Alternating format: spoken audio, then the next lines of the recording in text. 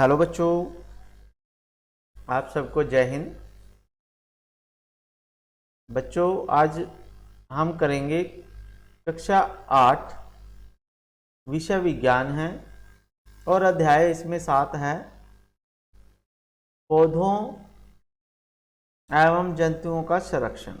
पौधे एवं जंतुओं का संरक्षण। तो इस पाठ में हम पढ़ेंगे कि हम पौधों को और जंतुओं को कैसे संरक्षित करते हैं, उनकी कैसे जीवन की रक्षा करते हैं। ठीक है बच्चों, तो चलिए शुरू करते हैं। तो जब भी हम जीव जंतुओं और पेड़ पौधों की बात करते हैं तो हमारे पास सबसे पहले हमारे दिमाग में एकदम से वन आ जाते हैं। वन का मतलब जंगल आ जाते हैं। तो जो वन उन्मूलन है और उसके क्या कारण हैं, यानी वन क्यों खत्म हो रहे हैं, इसके क्या कारण हैं। तो वन उन्मूलन क्या होता है, इसकी परिभाषा आपको पता होनी चाहिए। तो वन उन्मूलन किसे कहते हैं?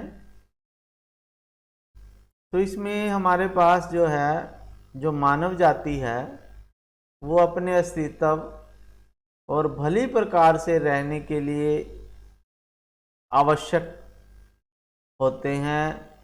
जो हमारे पास पेड़ पौधे और जीव जंतु होते हैं ना, जो पेड़ पौधे और जीव जंतु इस धरती पे, पृथ्वी पे पाए जाते हैं, तो मानव के लिए अपना अस्तित्व बचाने के लिए और अच्छी तरह से रहने के लिए वो पेड़ पौधों और जीव जंतुओं पर निर्भर करता है। तो इन जीवों के अस्तित्व के लिए वन उन्मूलन एक बहुत बड़ा खतरा बन गया है। यानी जो जीव जंतु जंगल में रहते थे, अब वो जब जंगल ही नहीं रहेंगे तो वो कहाँ रहेंगे। तो वन उन्मूलन का अर्थ है वनों का समाप्त करने पर भूमि का अन्य कार्यों में उपयोग करना।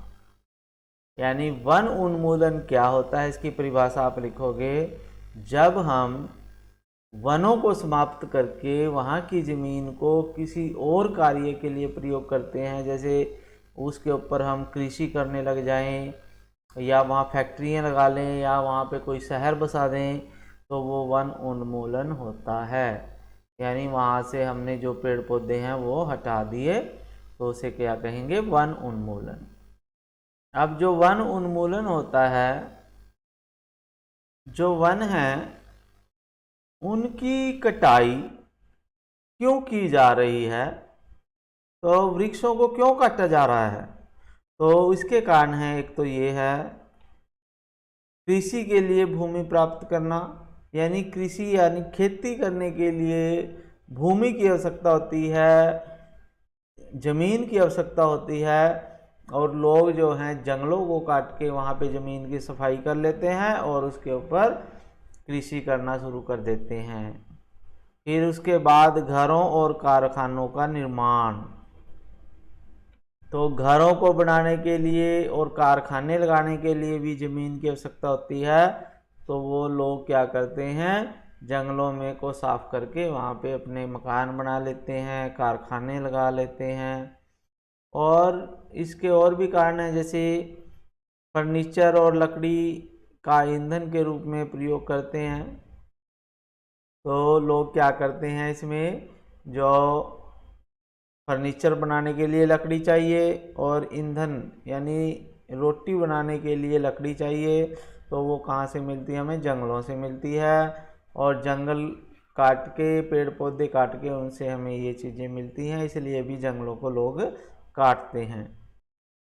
और एक कारण ये है, जैसे दावानल। दावानल होती है जब जंगल में आग लग जाती है, उसे हम दावानल बोलते हैं। तो दावानल एवं भीषण सूखा भी वन उन्मूलन का एक कारक है। यानी जब कहीं किसी जंगल में आग लग जाती है या वहाँ पे बहुत ज़्यादा सूखा पड़ जाता है, बारिश नहीं होती, तो पेड़ पौधे अपने आप ही सूख जाते हैं। ये भी जंगल खत्म होने का प्राकृतिक कारक है। ठीक है, तो ये तो कारण हो गए कि जंगल हमारी धरती से क्यों खत्म होते जा रहे हैं, तो वो इसके कारण हैं। अब उसके बाद है, जब जंगल खत्म हो जाएंगे तो उसका क्या परिणाम होगा, उसका क्या असर हमारी ज़िंदगी पे ऊपर होगा, तो वो वन खत्म होने के परिणाम क्या क्या होंगे, तो वो अब हम आगे पढ़ते हैं। तो अगर हमने वन खत्म कर दिए, तो जब भी इस धरती से वन खत्म हो जाएंगे तो जो वन उन्मूलन से क्या होगा, पृथ्वी का तापमान बढ़ जाएगा, प्रदूषण का स्तर भी बढ़ जाएगा। ठीक है, एक कारण तो ये है कि वन काटने से धरती का, पृथ्वी का तापमान बहुत ज़्यादा बढ़ जाएगा और प्रदूषण भी बहुत ज़्यादा फैल जाएगा और वायुमंडल में कार्बन डाइऑक्साइड गैस का स्तर बढ़ जाएगा। ठीक है, तो कार्बन डाइऑक्साइड गैस अधिक हो जाएगी वायुमंडल में। फिर उसके बाद है, तो कार्बन डाइऑक्साइड गैस की मात्रा बढ़ जाएगी, भौम जल स्तर कम हो जाएगा। भौम जल का मतलब है जो धरती के नीचे पानी होता है पीने का, जो ट्यूबवेल से धरती से निकाला जाता है, तो वो भी खत्म हो जाएगा। तो वन उन्मूलन से जो प्राकृतिक संतुलन है वो बिगड़ जाएगा। तो ये वन उन्मूलन के सभी प्रभाव होंगे, नुकसान होंगे। तो जो वन उन्मूलन है, जब वन खत्म हो जाएंगे तो वहाँ एक और इसका नुकसान है कि जब वर्षा भी कम होगी इससे, जब जंगल नहीं रहेंगे, और बाढ़ भी आ सकती है। ठीक है, अगर वर्षा अधिक हो गई तो वहाँ पे बाढ़ भी आ सकती है। ठीक है, उसके बाद है जो जंगल खत्म हो जाएंगे उसका और भी नुकसान है। तो जैसा हमने पहले बताया, क्योंकि कार्बन डाइऑक्साइड गैस की मात्रा बढ़ जाती है जब भी पेड़ पौधे कटते हैं, तो जब कार्बन डाइऑक्साइड गैस की मात्रा बढ़ेगी तो पृथ्वी द्वारा उत्सर्जित जो ऊष्मीय किरणें होती हैं वो पृथ्वी के वातावरण से बाहर नहीं जाती, जिससे जो पृथ्वी का तापमान है वो बढ़ता जाता है और विश्व ऊष्मन का खतरा बढ़ जाता है, यानी धरती का तापमान बढ़ना शुरू हो जाता है, जिससे धरती पर गर्मी होती है। पृथ्वी के ताप में वृद्धि के कारण जो जल चक्र है वो उसका संतुलन बिगड़ जाएगा और वर्षा दर में कमी आ जाती है, जिससे सूखा पड़ जाता है। तो ये सभी जो हैं वन काटने के कारण होता है। क्या क्या होता है, कार्बन डाइऑक्साइड गैस अधिक हो गई तो पृथ्वी का तापमान बढ़ जाएगा, और अगर पृथ्वी का तापमान बढ़ गया तो जल चक्र बिगड़ जाएगा, और जल चक्र बिगड़ गया तो वर्षा नहीं होगी, सूखा पड़ सकता है। तो ये सभी इसके कारण हो सकते हैं। यदि हम जंगल काट देते हैं तो उसके हानियां हैं। फिर है, भूमि पर यदि पेड़ पौधे नहीं रहेंगे, जंगल नहीं रहेंगे, तो भूमि पर वृक्षों की कमी से होने वाले मृदा अपरदन अधिक होता है। मृदा अपरदन का मतलब होता है कि मिट्टी जो है एक जगह से दूसरी जगह चली जाती है, चाहे वो पानी में बह कर जाए या हवा में उड़ के जाए। तो जब पेड़ पौधे नहीं होंगे तो हवाएं जब चलेंगी तो वहाँ मिट्टी आसानी से उड़ जाती है नहीं, और जहाँ पेड़ पौधे ज़्यादा होते हैं, घास होता है ज़्यादा, तो वहाँ पे मिट्टी उड़ती ही नहीं, तो वहाँ मृदा अपरदन नहीं होता। तो अगर मृदा अपरदन हो जाता है तो मृदा की, मिट्टी की ऊपरी परत जो है हटने से नीचे की कठोर चट्टानें दिखाई देने लग जाती हैं।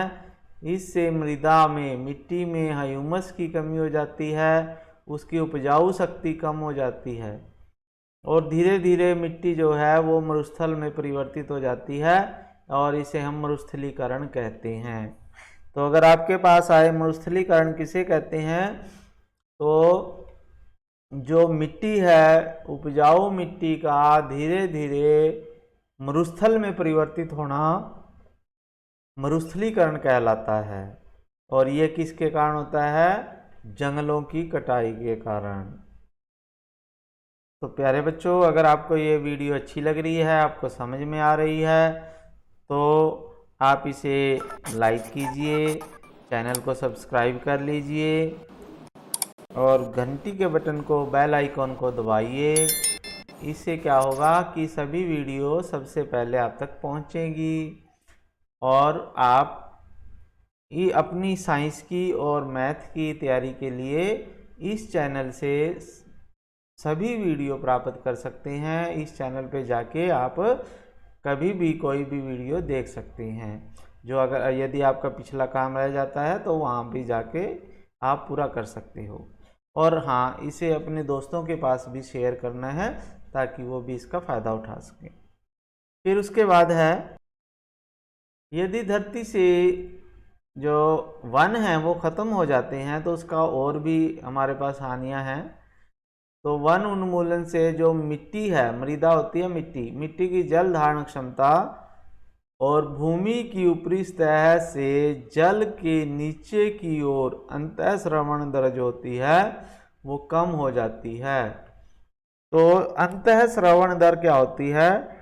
जो पानी होता है, बारिश का पानी होता है, बरसात का पानी होता है, जो वो धरती में रस के नीचे जाता है, धरती के नीचे, जो भूमिगत जल स्तर को बढ़ा देता है। ठीक है।